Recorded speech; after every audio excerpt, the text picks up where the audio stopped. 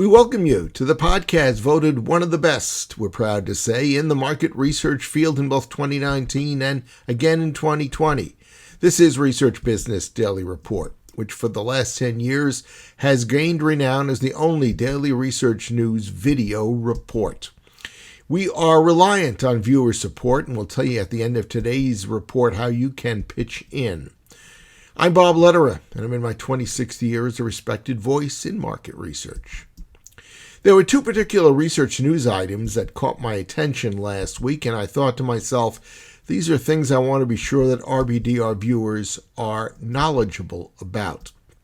First, as the dust continues to settle on Facebook after a whistleblower disclosed to Congress that Instagram has been damaging the self-image of young women, the Facebook, or now Meta company, announced that in consideration of growing societal concerns, it has decided to shut down its facial recognition system that has been automatically identifying users in photos and videos. Supposedly, it'll be down for good sometime in December.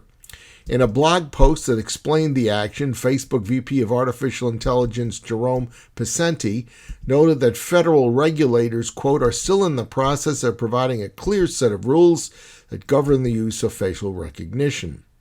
Criticism of facial recognition has not been limited to Facebook, you may know, but with respect to the technology's overall accuracy. For instance, it is known to falsely identify people and sometimes favor white individuals over persons of color. Let's move on to the use of in-store data by manufacturers, obviously a key area in the scanner data field. Kroger company announced that it is breaking new ground in providing its customer data to manufacturers. Now, this is readily available to many companies, many manufacturers, but here is something new. The Kroger Collaborative Cloud, as it is being called, allows manufacturers, brand data scientists to run research on their own that poses their own questions that need to be answered. Answers will be generated in the form of aggregated, anonymized shopping data that will represent 60 million U.S. households. That last number, I think, is noteworthy because it is an estimate that represents nearly half of American households. Kroger's 84.51 Data and Analytics Unit, which is providing the collaborative cloud, claims this new system is flexible enough so that the manufacturer can also incorporate data from other retailers.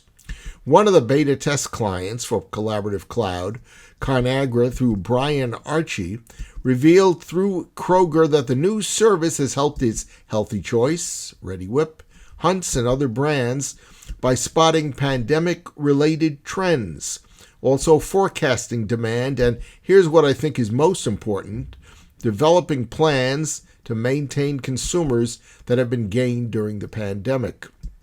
All of this is constructed based on discoveries of trends that focus on purchases between categories.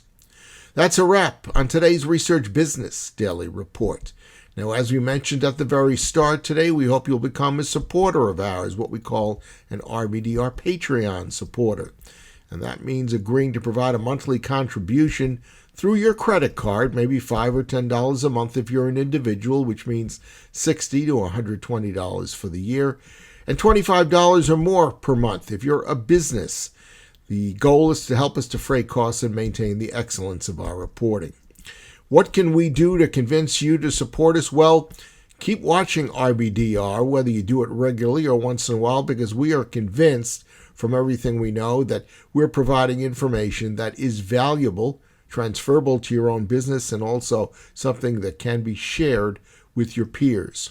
So if you go to our RBDR Patreon website, you can select whatever level of support is comfortable for you. And whatever that happens to be, well, we say thanks. Have a good research day. We will welcome you back here tomorrow upon our return. And until then, please stay safe.